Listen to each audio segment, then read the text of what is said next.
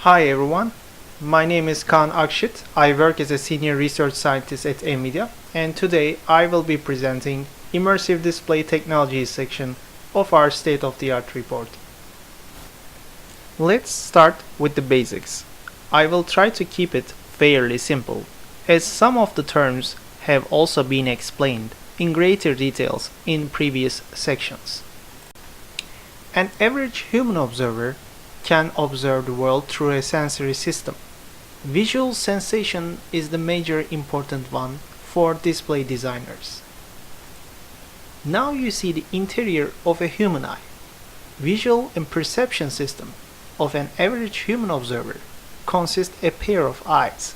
These eyes are able to rotate inside a ball-shaped socket, and this ability to rotate the eyes is called vergence. Eyes has the hardware to image outside world to its retina with the help of a focus changing lens. The ability to change focus is also referred as accommodation. As the optics of an eye completes its task, information imaged on a retina is sensed using retinal cells, compressed in various different ways. Compressed data is then sent to brain and processed in various ways. To bring the implications of these various processes to display design, designers typically rely on findings of vision sciences that are typically based on subjective experimentation. Let me also highlight that there is also a body of research in neuroscience that may be in the far future be more meaningful to understand human visual system. The goal of a display is to provide a visual stimuli that satisfies the needs of an average human observer's visual system. A designer may choose to block the entire visual field of view of a human observer. Instead, a display can provide visual stimulus that gives the illusion of being in somewhere else to an observer. Such systems are today described as virtual reality displays, and in today's world, the core of these display technologies relies on graphics and optics for visual stimuli generation. Or a designer may choose not to block the entire visual field of view of a human observer, instead augment a visual stimulus that is overlaid on top of the real world view. Such systems are described as augmented reality displays today. Again, these are devices that combines graphics and optics for the right visual stimuli generation.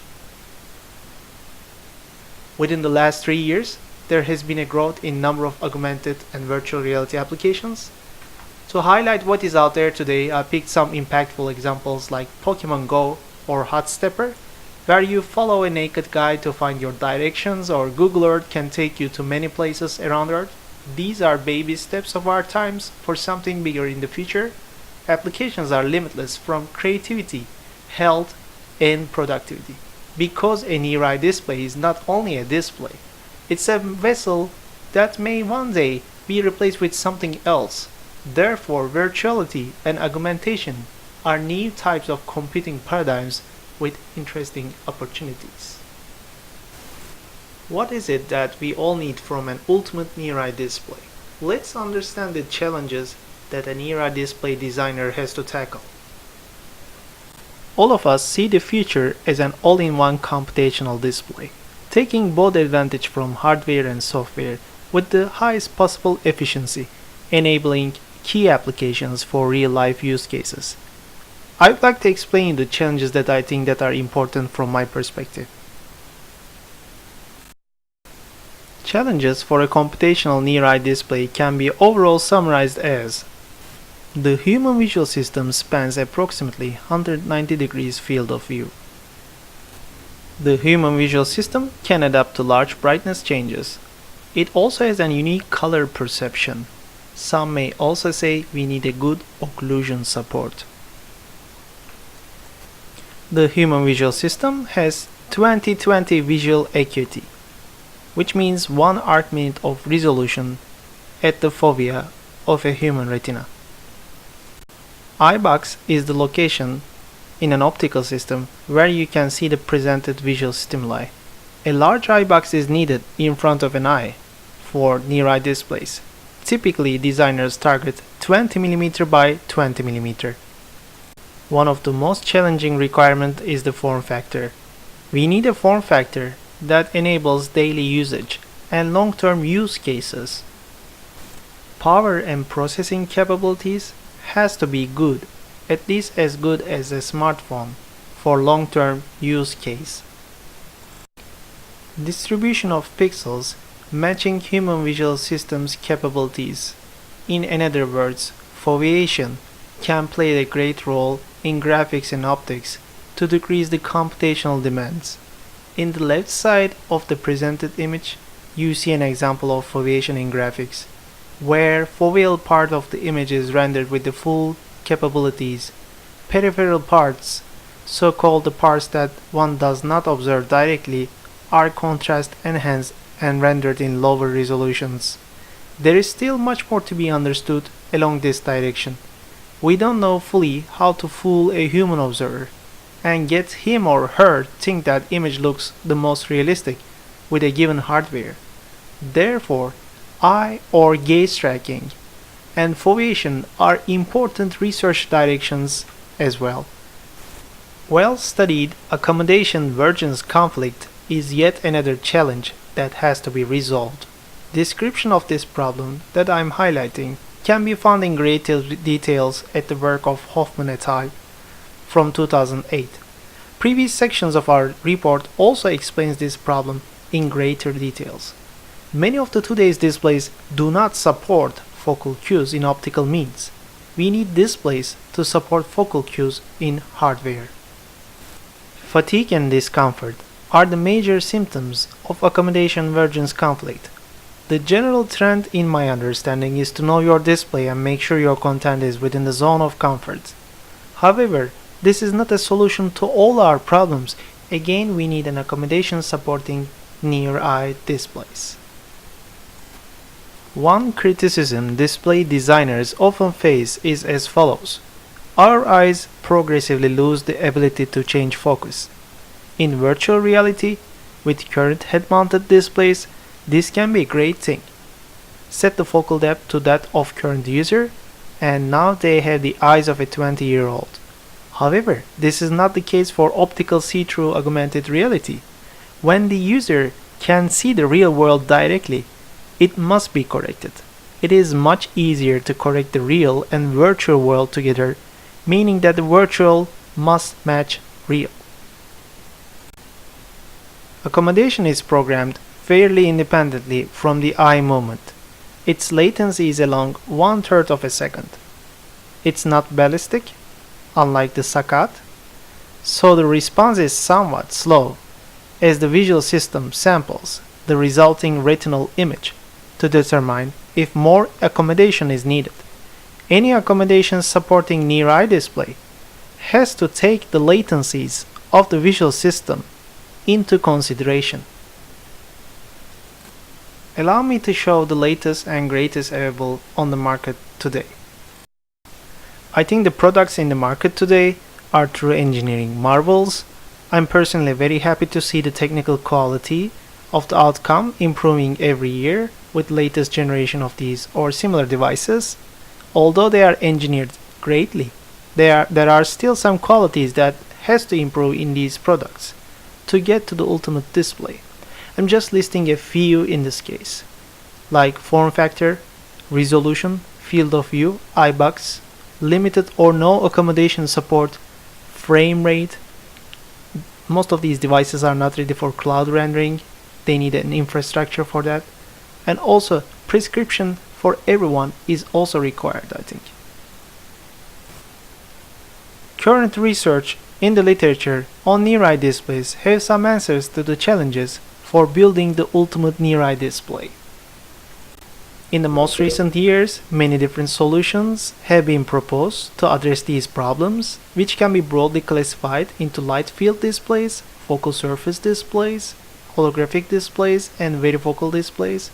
I marked the ones that NVIDIA has actively contributed. We won't get into details of each for the sake of time. Takeaway message though is the fact that we still have a road to get to that ultimate display with all mentioned qualities in a practical format. We are inspired by all these advancements and want to merge to an even simpler solution. Simplicity is a key to get this right in our perspective. Historically, I worked on light field displays, holographic displays, varifocal displays, and also focal surface displays.